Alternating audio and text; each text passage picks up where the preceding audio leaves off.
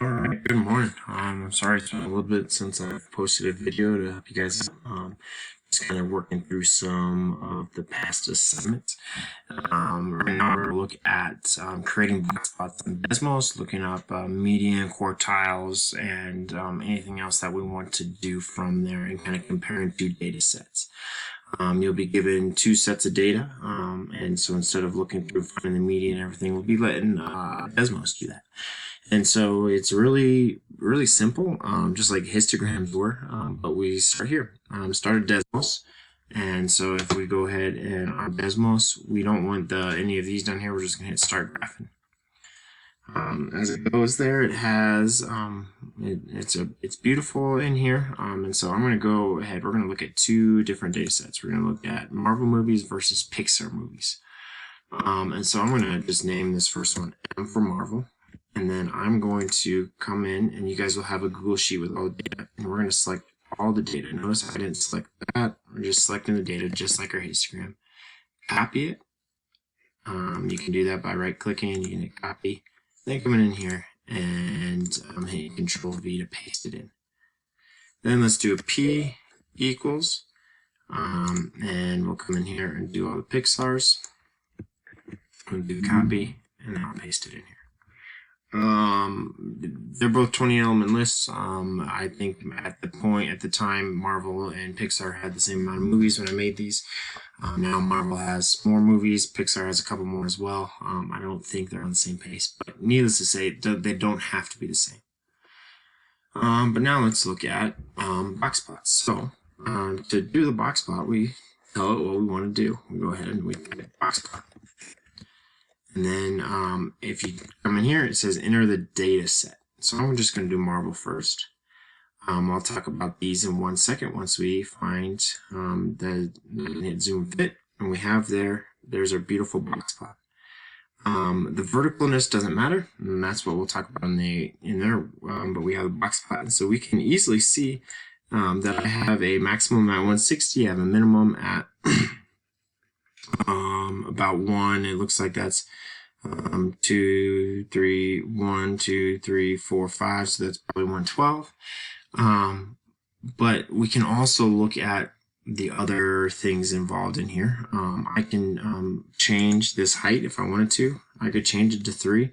Looks kind of weird if I do 3. I'm going to keep it at 1. But we can think about the things we want. And so maybe you can't read this. Maybe it's not 112. But I can go here and I can say the minimum of M. I get 112. I can say the maximum of M. I get 160. I can say the median of M.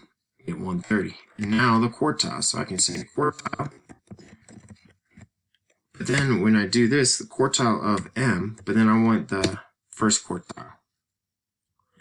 And then I can find the quartile of M. I want the third quartile. So that gives me all the data values I need. And we can come in here. I could even give these values. That's something nice about here. Let's make sure. So I'm going to say this is A. And I'm going to say that this is B.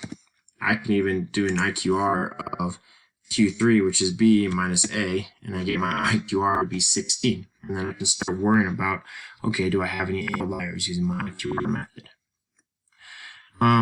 But let's, I'm going to get rid of all these so I can come back up here. Let's go ahead and start looking at comparing box plots. So I can compare my box plot. Now I want to look at my Pixar.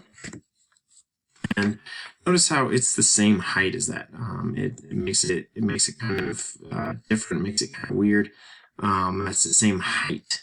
So I'm going to offset it. I'm going to make my height there is still that 1.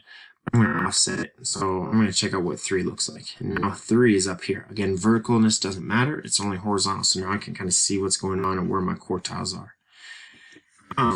So now we have these two box plots. And the biggest thing that we want to look at box plots is we want to look at this idea of percents. And so I'm going to take a little bit of time and I'm going to just real fast take a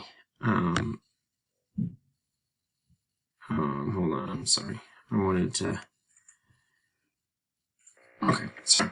I wanted to kind of make it so where I could draw this. But we can see everything in the box plots, and we can see that if I draw in here, this is the top 50, right? This is the bottom 50, 50%, and this is what we consider the normal 50 between the two quartiles. So normally it looks like the Marvel is between 122.5 minutes and about 130 something minutes. We can look at that in our quartiles over here. But it goes all the way up to 160. The top 50 is between that 130 and 160. And so we can start looking at the percents. And so this is the bottom 50. This is going to be the middle 50 of Pixar. And so we can start looking at those type of things.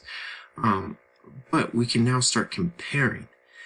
I can come in here and I can say, I can look at this and say, if I look at the top 25% of all Pixar movies, I can say that the top 25% is below the 50%, the bottom 50% for Marvel, for length.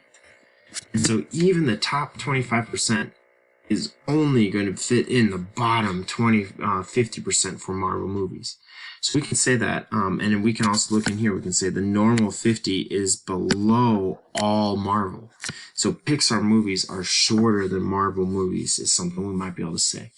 But just looking at those few things.